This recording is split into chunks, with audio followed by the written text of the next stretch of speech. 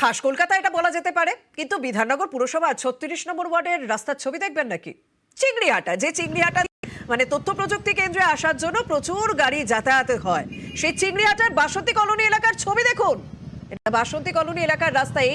এইখানে সন্ধেবেলায়, সকালবেলা, অফিস টাইমে প্রচুর জ্যাম, প্রচুর গাড়ির যাতায়াত। সেইখানে দেখুন বেহাল অবস্থা রাস্তার। বুঝতে পারছেন তো কিভাবে মানুষকে যাতায়াত করতে হয় প্রত্যেক দিন, সপ্তাহের প্রত্যেকটা দিন কিভাবে মানুষকে এই খানাখন্দ পেরিয়ে যাতায়াত করতে হয়। এলাকার মানুষ মানে ভুক্তভোগীরা, যাদের এই সমস্যার মধ্যে দিয়ে প্রত্যেক দিনের যাতায়াত, তারা কি বলছেন একবার শুনুন। কি বলবো, আমরা আর এইভাবেই চলতে হচ্ছে। মানে রাস্তায় এরকম খানাখন্দে ভর্তি। হ্যাঁ, এই তো পুরোটাই দেখুন গিয়ে আপনি, পুরোটাই এইরকম চলছে। এটা কত নম্বর ওয়ার্ড? এটা 36 নম্বর ওয়ার্ড। আপনাদের কাউন্সিলরের নাম? চামেলি নস্কর মন্ডল। জানানো হয়েছে এলাকায়? উনি তো মাঝে মধ্যেই যাওয়া আসা করেন এটা দিয়ে। কিছু বলেন না? উনি দেখে চলে যায়, হবে বলছে হবে। রাস্তায় কাজ কোথায় হচ্ছে? কাজ তো পড়েই আছে, এইভাবেই তো রয়েছে, সব রাস্তাগুলো তো ভেঙে চলে রয়েছে। তাদের সমস্যা কি হচ্ছে আপনাদের? সমস্যা সবারই অসুবিধা হচ্ছে, যেতে আসতে অসুবিধা হচ্ছে। রাস্তাটা ফ্রেশ থাকলে সবারই যেতে আসতে সুবিধা হতো। মানে স্কুলের বাচ্চারা যেতে অসুবিধা হয়? হ্যাঁ, স্কুলের বাচ্চারা, সাধারণ লোকের। এই অবস্থা কতদিন ধরে রয়েছে? হ্যাঁ, প্রায় বছরখানেক হলো। বছর খানেক ধরে রাস্তার এই অবস্থা। আমাদের সঙ্গে সরাসরি রয়েছেন আমাদের প্রতিনিধি শঙ্কু। শঙ্কু, একজন ব্যক্তি বক্তব্য রাখলেন যে কাউন্সিলরও তিনি যাতায়াত করেন এই রাস্তা দিয়ে, তিনি দেখেন, চোখ ঘুরিয়ে চলে যান। এবং প্রত্যেক দিন তুমি আমি প্রত্যেকে জানি, যারা এই সেক্টর 5-এ যাতায়াত করি, যে এই রাস্তার উপর কত গাড়ি যাতায়াত করে। তো সেই রাস্তার যদি এই অবস্থা হয়, মানুষ কি বলবে? মানে প্রশাসন দেখেও দেখছে না কিছু।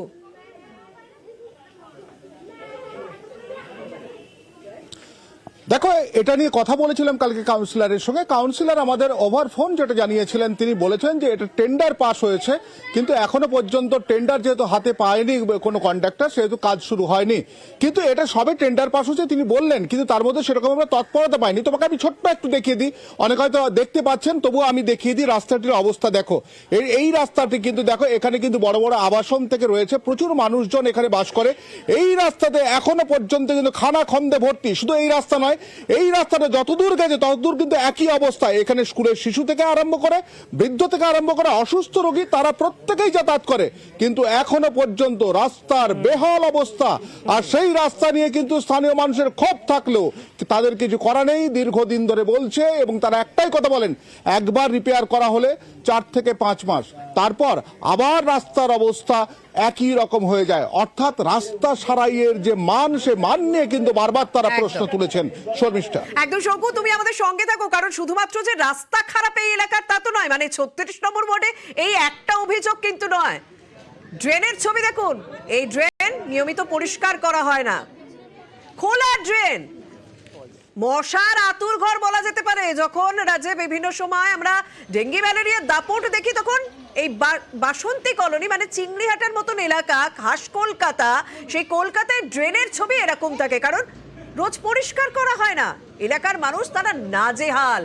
আমাদের সঙ্গে শঙ্কু তো রয়েছে। শঙ্কু, এই দিকটাও তো দেখতে হবে। ঠিক আছে, রাস্তা সারাইয়ের বিষয়টা, সবে টেন্ডার পাস হয়েছে, কিছুটা কাজ হবে বা আগে কাজ হয়েছে, তার মান খারাপ, কিন্তু এটা তো বেসিক একটা পরিষেবা, এটা তো রোজ দিতে হয়, পরিষ্কার রাখতে হয় এলাকা। সেই পরিষেবাটাও মানুষ কেন পাচ্ছে না? সেক্ষেত্রে কি বক্তব্য?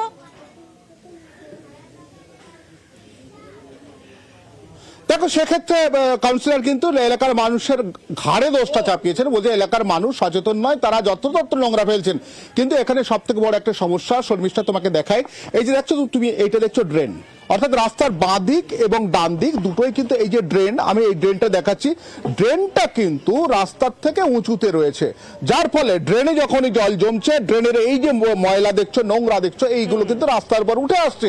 এবং ড্রেনে জল বাড়ার সঙ্গে সঙ্গে দীর্ঘক্ষণ ধরে কিন্তু এখানে জল জমে থাকছে, যার ফলে কিন্তু এই রাস্তায় জল জমে থাকলে রাস্তা খারাপ হচ্ছে। স্থানীয় মানুষজন মশা মাছি থেকে আরম্ভ করে কোনো ক্ষতিকারক জীবাণুর দ্বারা আক্রান্ত হচ্ছেন। ঠিক মতো নিয়মিত এখানে ড্রেন কিংবা নোংরা পরিষ্কার করা হয় না বলে তাদের অভিযোগ। শর্মিষ্ঠা, একদম। আপাতত তোমাকে ধন্যবাদ। এই ক্ষেত্রে এই দুটো অভিযোগ নিয়ে কাউন্সিলরের বক্তব্য তো একবার সাধারণ মানুষকে শোনাতেই হবে। শুনুন তার কি সাফাই।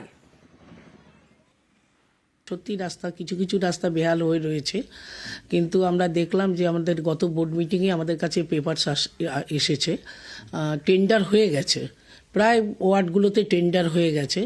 অনেক সময় কি হয়, ওই কন্ট্রাক্টরদের অনেকে টেন্ডারে পার্টিসিপেট করেন না, সেখানে আবার সেকেন্ড কল হয়, এইসবগুলো করতে করতে অনেক সময় নষ্ট হয়। কিন্তু রাস্তা মোটামুটি এখন শুরু হয়ে গেছে, প্রত্যেকটা ওয়ার্ডেই কাজ হবে।